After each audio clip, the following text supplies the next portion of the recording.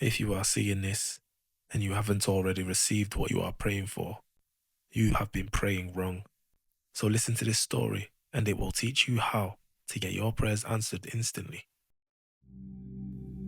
The Crossroads pub sat like a forgotten relic on Manchester's grey high street, its windows fogged with decades of disappointment. Inside, beneath flickering amber lights, an old man with silver hair and eyes that seemed to hold starlight sat alone at the corner table, his weathered hands wrapped around a cup of tea that never seemed to empty. And when he spoke, his voice carried the weight of ancient wisdom. The locals whispered he'd been there for 20 years, though no one remembered him arriving. Tyler, 24, pushed through the pub's heavy door with shoulders slumped under the weight of another rejection. Position filled, they said at the hotel restaurant. The same words he's heard 17 times in 3 weeks. His chef's qualification from HMP Thorn Cross meant nothing on the outside. The certificate in his back pocket felt like a mockery. All those hours perfecting his trademark Neapolitan pizza in the prison kitchen while other inmates played cards. At home, his girlfriend Emma raised their 8-month-old daughter Lily, trying to hide the worry in her eyes. The £150 weekly universal credit barely covered nappies, let alone rent. Tyler had sworn he'd never return to the streets that landed him inside, but desperation was a cruel teacher. He ordered a pint with his last £3.50 and sat 3 tables from the mysterious old man. 23 rejections, the old man said without looking up from his tea. His voice was soft but penetrating, like smoke finding cracks in the walls. Tyler startled. He hadn't spoken to anyone. "Excuse me." The man's starlight eyes met his.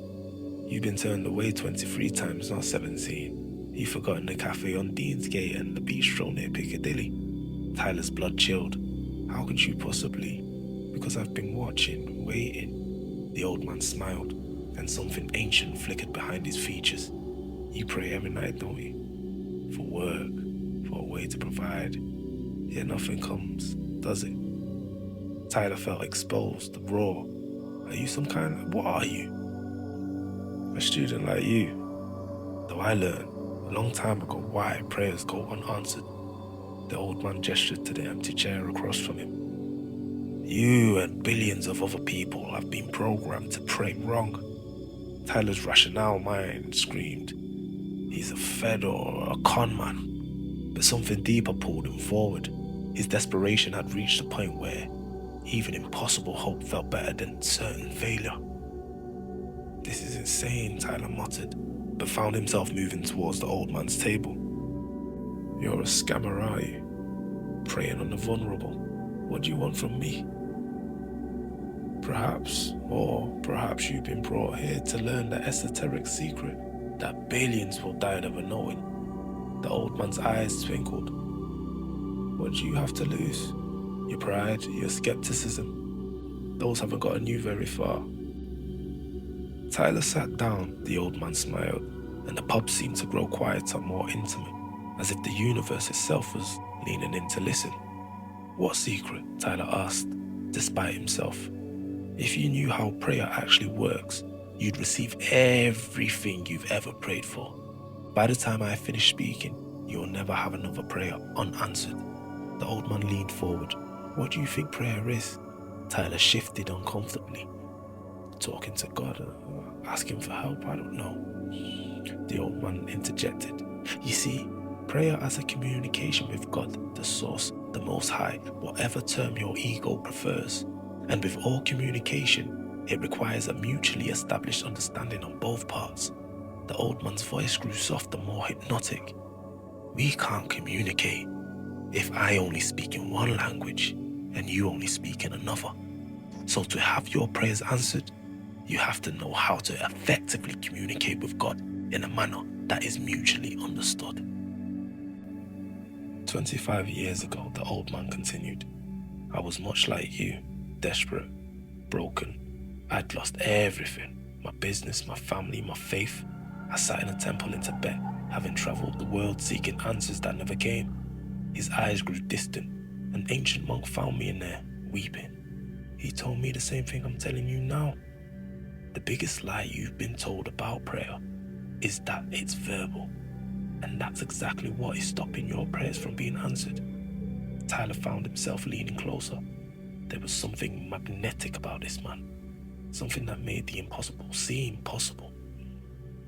Here's part of the secret I promised, the old man whispered. Prayer isn't verbal, it's mental. Prayer being taught as verbal is nothing more than a lie to make sure you never tap into God and manifest your desires. Many pray verbally, but few pray mentally, and it is the few who manifest what they want. I don't understand, Tyler said. God answers every prayer, but the prayer that is stated in the mind, if you verbally pray for wealth, but mentally you are poor, then you shall receive poverty, because true prayer is a mental agreement, the seed being sown on the higher plane of existence. The old man reached into his pocket and pulled out 3 small cards, each bearing a biblical verse. 3 secret esoteric verses that will change the way you pray, he said. Mark 11:24. Therefore I say to you, whatever things you ask when you pray, believe that you receive them and you will have them. Tyler read the card. Believe that you receive them. Yes, you must believe whatever you desire is already done. Point blank, period. No ifs, no whens, no hows. You're living it now. That's the basis of any successful manifestation. Whatever is within your internal world will be reflected in your external world. The second card, Matthew 6:6. But you, when you pray, go into your room, and when you have shut your door, pray to your Father who is in the secret place, and your Father who sees in secret will reward you openly. Shut your door refers to closing your eyes, which are known as the windows to your soul. The secret place is the mind, which is where God consciousness resides. It's secret because only you and God are present here, whereby which you plant the seed of your desires by visualizing it in your mind's eye. This means it's already so. It will be manifested openly in reality. The third card made Tyler's hands tremble. Matthew 6:7. And when you pray, do not use vain repetition as the heathens do, for they think that they will be heard for their many words. No more begging, the old man said firmly. No more desperate repetition. Feel it to be true regardless of any signs of reality trying to prove you otherwise. And then you have arrived at your destination. That night, Tyler tried something different. Instead of kneeling by his bed whispering desperate pleas, he laid down, closed his eyes, and saw himself clearly. Chef White's, fresh pizzas by the dozen, customers crowded, dining, enjoying his pizzas, money in the bank. His baby mum, worry lines faded. He felt it as real, as already accomplished. The next morning, the landlord of the Crossroads pub offered him minimum wage as a kitchen porter.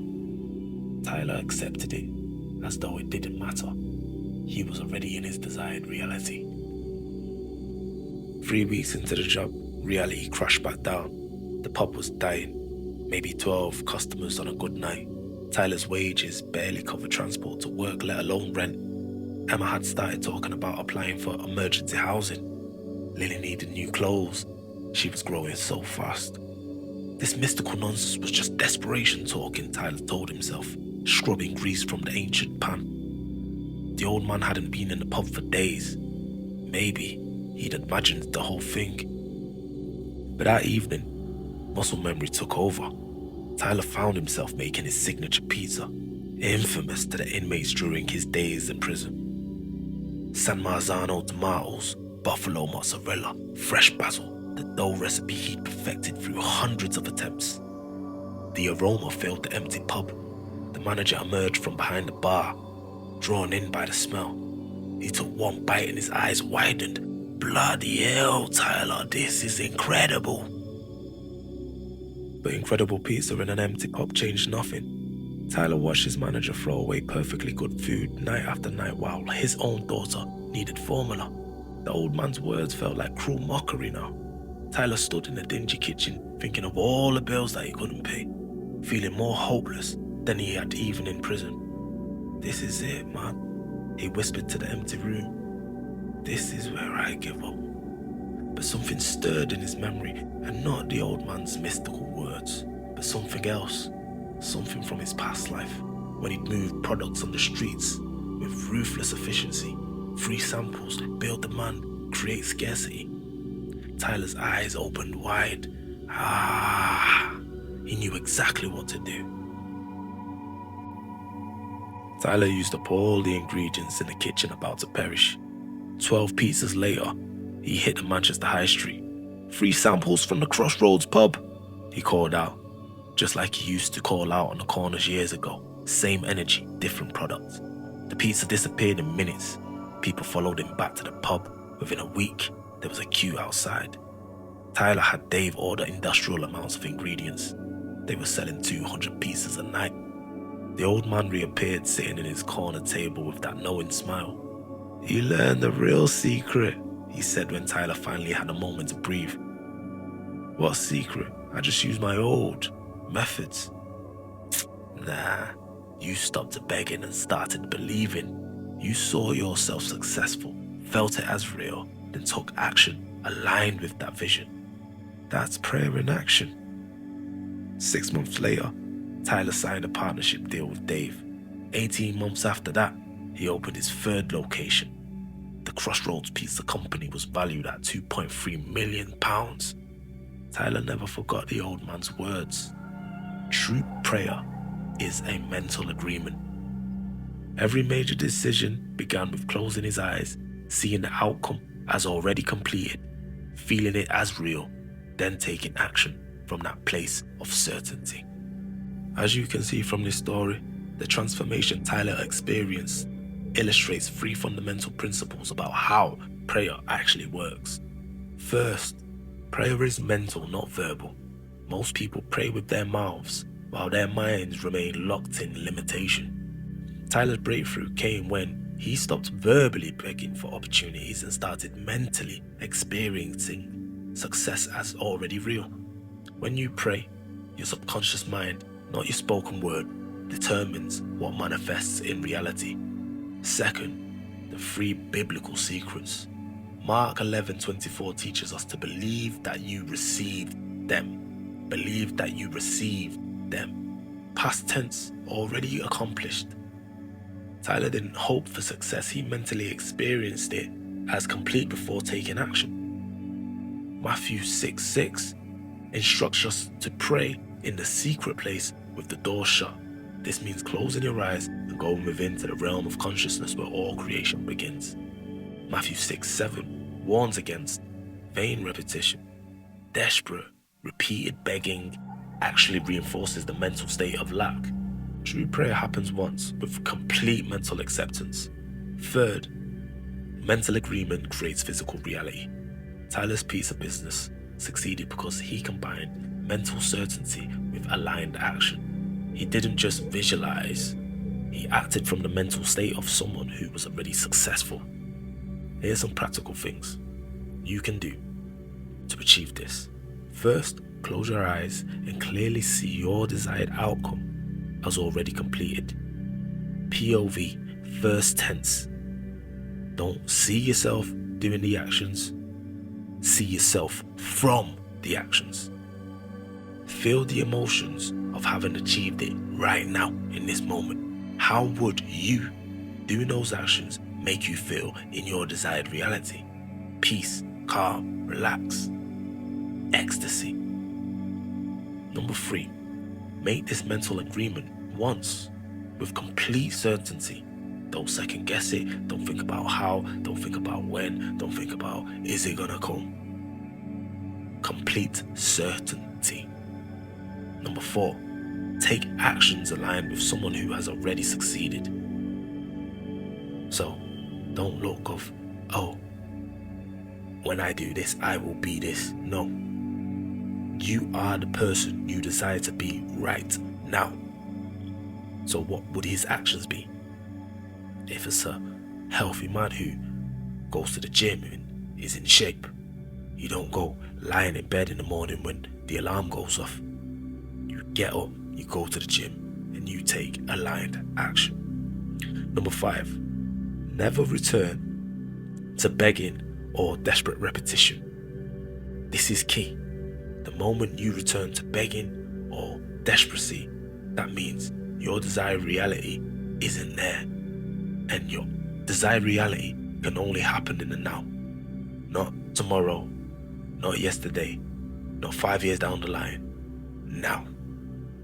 And remember, God or consciousness actually does answer every single prayer, but only those mentally established. Your external world will always mirror your internal world. Change what you declare mentally, and reality must follow. The universe is waiting for your mental agreement. What will you choose to establish in your consciousness today? Peace out.